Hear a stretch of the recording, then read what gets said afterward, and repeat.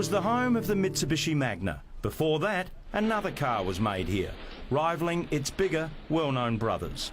Holden or Ford, for many old rev heads, the Australian rivalry's always been tribal. But there was once a third way when it came to big car makers on Australian soil, the Chrysler Valiant.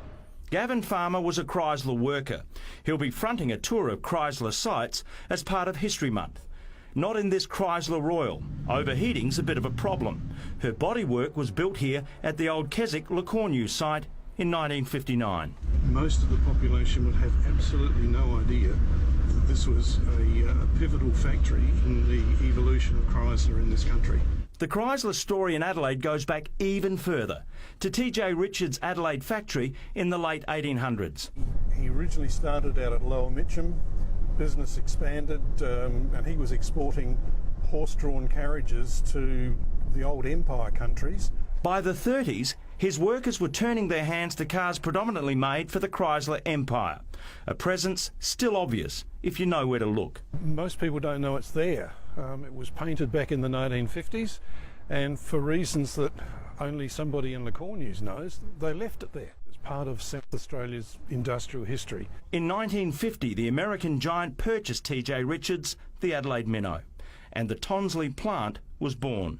By the 60s, it was turning heads, with car designs still revered today. Virgil Exner, he was the head stylist back in America, and he'd been playing around with these shapes that finished up on the R&S series. By the 70s, something was missing. They had no car in their product range that was going to appeal to the youth market.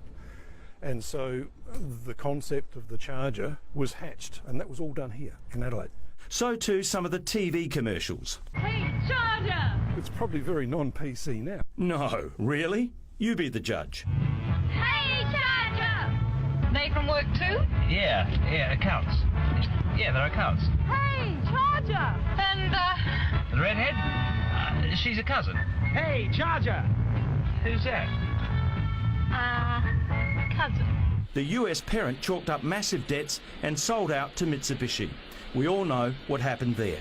Proof that some industries run hot for a while. Better turn that engine off before she overheats. Yes, I notice she's creeping up the dial there. The Chrysler Royal's safely back in the garage, but the tour where she and other Chrysler legends were made is on next week. For details, go to our Facebook page. Ron Candelars, 7 News.